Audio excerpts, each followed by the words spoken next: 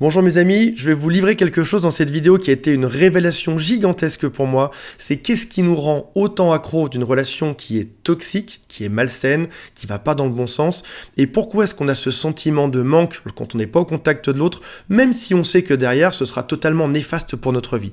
Donc on va voir aujourd'hui pourquoi est-ce que on est tous plus ou moins addicts des relations qui sont toxiques.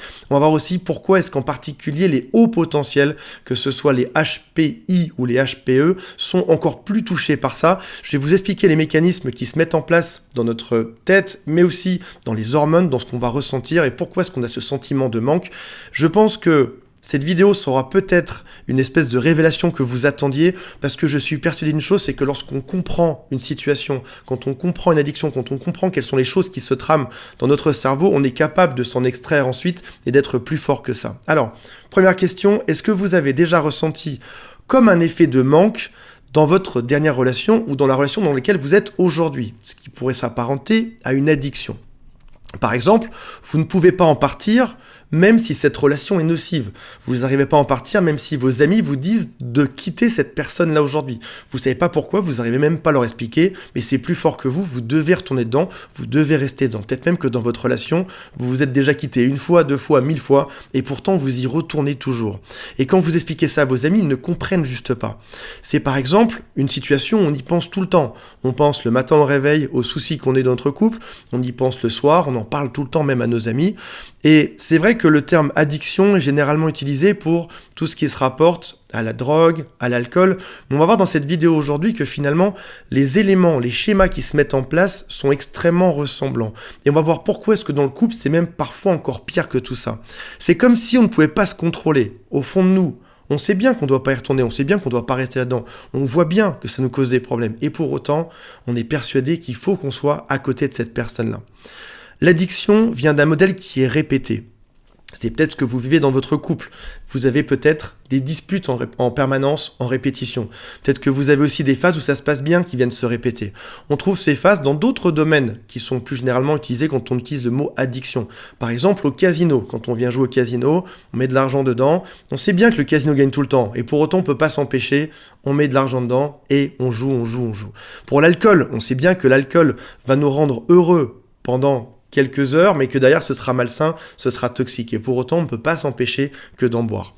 Donc, l'effet ressenti, c'est que si on n'est pas physiquement au contact avec cette addiction, que ce soit l'alcool, le casino, les drogues ou en l'occurrence le couple, on se sent mal, on ressent un sentiment de manque. Et donc, qu'est-ce qui se passe ? On y pense tout le temps jusqu'à ce qu'on ait notre prochaine dose. Et on va voir aujourd'hui, c'est ça la grande révélation que j'aimerais vous partager, et j'aimerais d'ailleurs beaucoup voir vos commentaires sur ça pour voir si ça vous a parlé par la suite, c'est pourquoi est-ce que les hauts potentiels sont beaucoup plus sensibles à ça. Alors, je vous rappelle juste les quelques consignes de base avant de démarrer cette vidéo. La première, c'est abonnez-vous, ça me fait extrêmement plaisir de voir que mon travail est soutenu, que vous êtes de plus en plus nombreux à voir ça et que vous me laissez des commentaires qui sont d'excellente qualité en plus. Je vous rappelle qu'il y a un cadeau qui va arriver à la fin de cette vidéo, donc restez bien jusqu'au bout. Et il y a également un quiz qui est juste dans la description de cette vidéo en dessous pour savoir si la personne que vous fréquentez aujourd'hui est une personne qui est pervers narcissique ou pas. C'est un test qui est gratuit, qui est simple et qui vous donne un joli bilan à la fin sur l'état dans lequel vous êtes aujourd'hui, sur votre relation et sur le pourcentage de toxicité de la personne que vous fréquentez. Alors avant de se mettre sur la compréhension du mécanisme, pourquoi est-ce qu'on est aussi addict, pourquoi est-ce qu'on n'arrive même pas à expliquer ça aux autres, il faut savoir que les risques sont nombreux. Typiquement, on peut arriver chez certaines personnes qui me parlent de ça, qui arrivent parfois à négliger totalement leur vie, négliger leur style, leur look, prendre du poids, négliger même parfois leurs amis, les choses qui leur sont extrêmement chères, parfois même leurs enfants, parce que leur cerveau est accaparé par ça.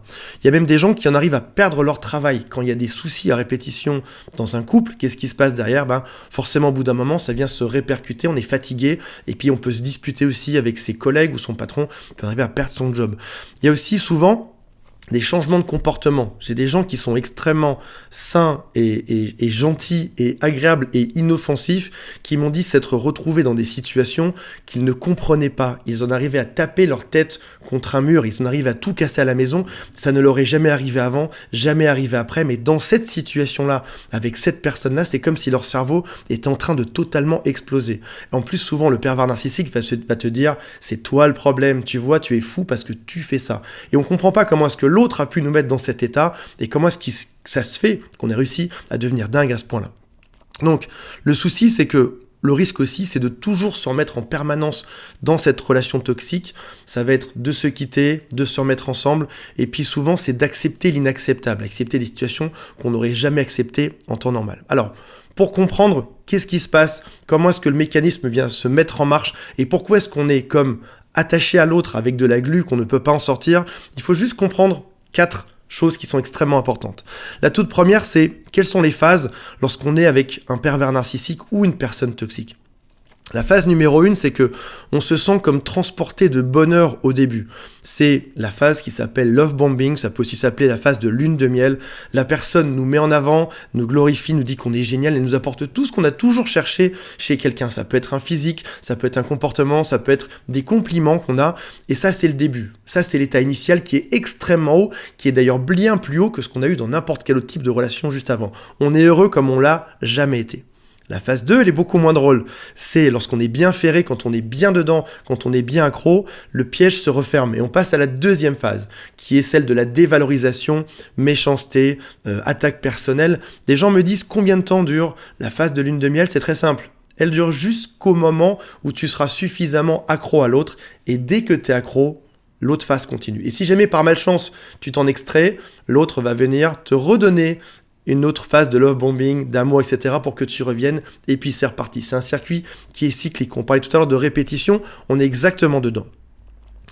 Deuxième chose qu'il faut comprendre, donc la première c'est qu'il y a des phases chez le pervers narcissique, la deuxième chose c'est que il est tout à fait naturel chez l'homme d'avoir envie de choses toxiques. La phrase peut paraître bizarre, mais il est normal d'avoir envie de choses toxiques. Par exemple, quand on joue au casino, on l'a vu tout à l'heure, on sait qu'on va perdre, mais on joue quand même. On le sait très bien au fond de nous. Notre petite voix nous dit « mais c'est le casino qui gagne toujours, non ?» Pour autant, on va quand même jouer à ça. Quand on se drogue, on sait que c'est mauvais. Pourtant, lorsqu'on est addict à ça, on va quand même continuer, même si on sait que demain ou après-demain, on va se sentir extrêmement mal. Et dans une relation toxique, on sait au fond de nous que ça ne fonctionnera pas. Souvent, on a une petite voix, on est quand même lucide dedans. On comprend bien qu'il y a quelque chose qui se passe, qu'il y a un problème. Et pour autant, on ne peut pas s'empêcher de se dire « peut-être que ça va s'arranger un jour. Comme au casino, peut-être que je vais finir par gagner un jour. Ou comme au loto, on a une chance sur 200 millions, mais on se dit peut-être qu'il y a une chance que ça marche après. » Et si jamais vous voulez faire le rapport avec quelque chose d'autre qui est probablement toxique dans votre vie aujourd'hui, à plus ou moins grande échelle, ce sont les réseaux sociaux. Si vous avez déjà lu des articles, et je pense que c'est le cas, vous devez savoir à quel point les notifications immédiates, les petits messages, les likes, etc. peuvent nous rendre addicts aussi. Alors c'est moins nocif que de prendre la drogue, mais il y a aussi une notion d'addiction. Beaucoup de reportages, beaucoup d'articles en parlent. C'est pour ça que si jamais vous êtes en présence d'autres personnes, vous allez voir en soirée que tout le monde est sur son téléphone, personne ne profite de la soirée, juste parce qu'on devient addict de tout ça.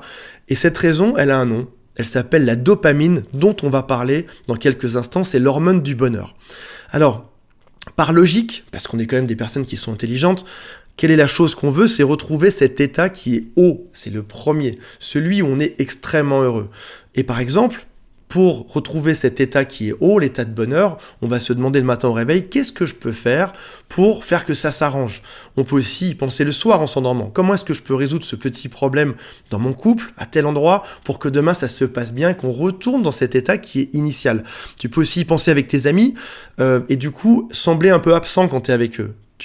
T'es avec eux physiquement, mais dans ta tête, t'es juste en train de résoudre des problèmes de couple ou de leur en parler en permanence. Peut-être aussi que tu peux, au travail, arriver à être moins concentré sur ton travail parce que tu penses toujours à ça.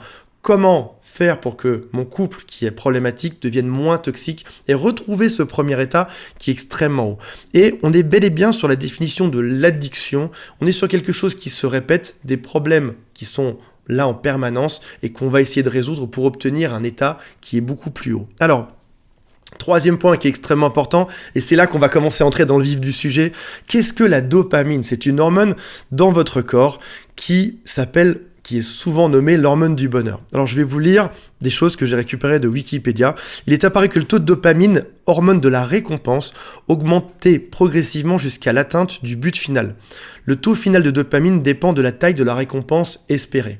Par exemple, peut-être que vous, dans votre cas, vous rêviez parce que vous aviez peut-être un peu de dépendance affective ou autre, d'être dans un couple qui est extrêmement heureux et C'est une récompense qui est gigantesque et quand vous arrivez à trouver ce niveau de bonheur dans votre couple, il y a cette hormone qui se libère dans votre corps et vous êtes extrêmement heureux. À quoi sert cette hormone du bonheur ? Elle a pour effet d'augmenter l'initiative, le plaisir sexuel, mais aussi, malheureusement, l'agressivité. Ces effets sont contrebalancés par ceux de la sérotonine, qui est une autre hormone. Les drogues, par exemple, augmentent l'activité de la dopamine, ce qui explique l'effet addictif. Les réseaux sociaux, quand on vient cliquer sur une notification, la récompense est petite, on a une petite libération de dopamine et on est un peu plus heureux. Et puis après ça, le manque se fait ressentir. Alors on reprend notre téléphone et on revient dedans. Donc, on voit bien que la dopamine pourrait, en tout cas c'est ce qu'on va voir par la suite, pourrait être une piste de pourquoi est-ce que dans mon couple qui se passe pourtant mal, quand j'obtiens cet état de bonheur, j'ai une libération de dopamine et je suis à nouveau extrêmement heureux.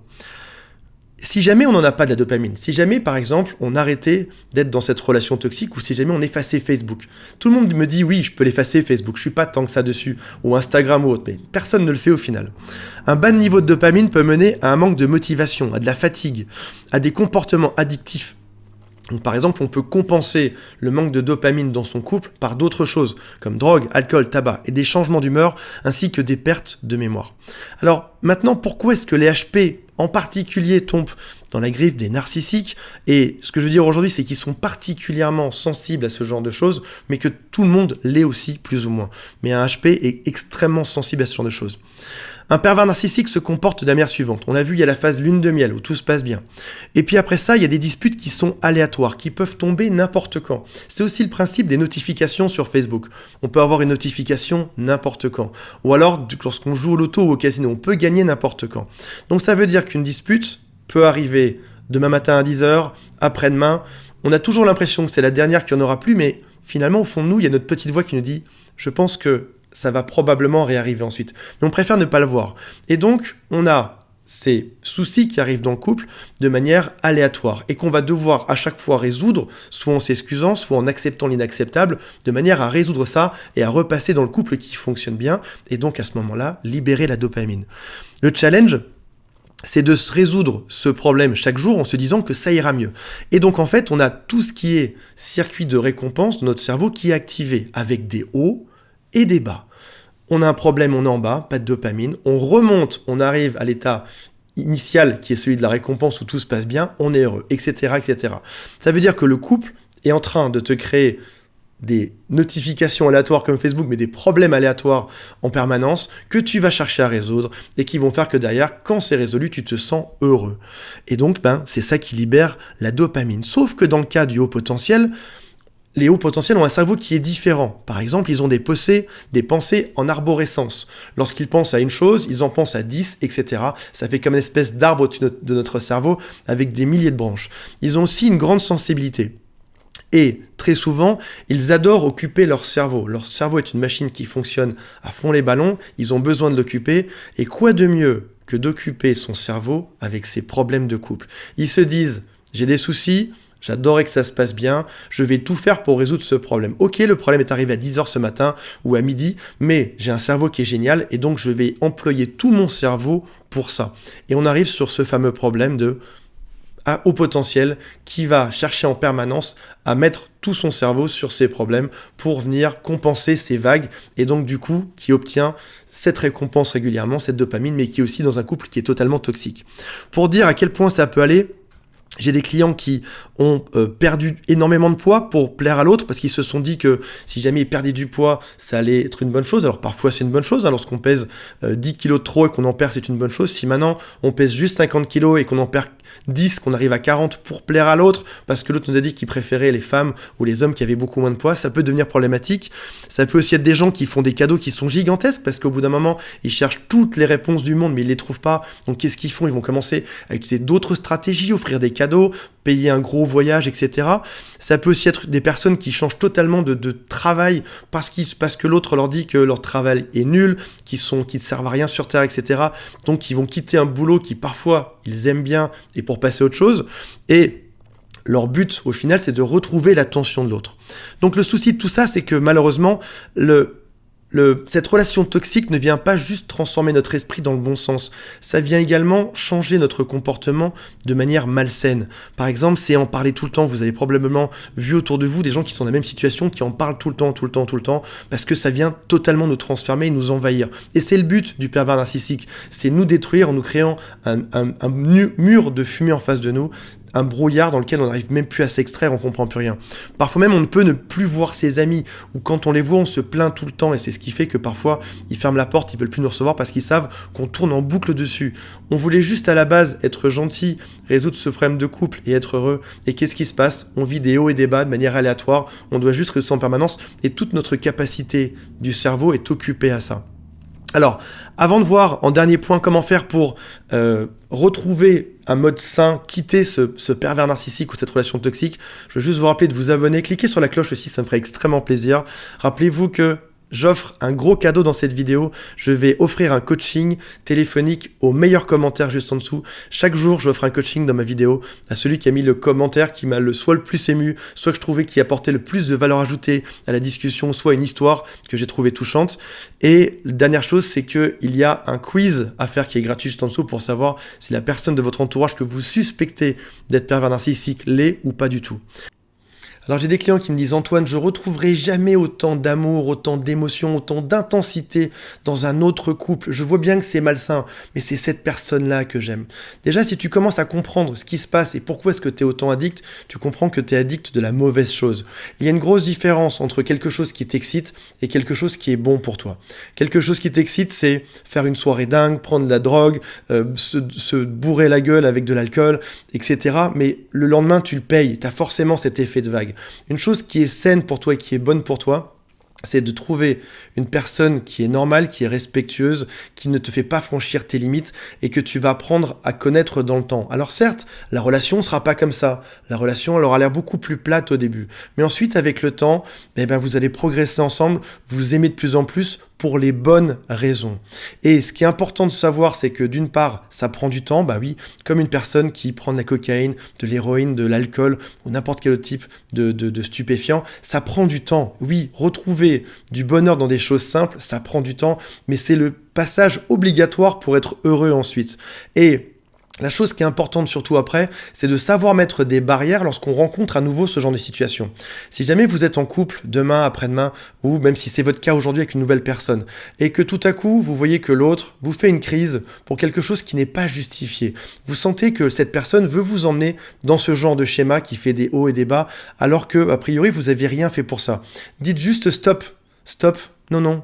Je n'ai pas mérité ce genre d'agression. Je n'ai rien fait pour te fâcher aujourd'hui. Et si jamais tu n'es pas heureux, pas heureuse, que tu veux faire tes nerfs, fais-les sur quelqu'un d'autre, pas sur moi. Prévenez une fois. Et si jamais ça recommence au bout de quelques jours, dites juste stop et passez totalement à autre chose.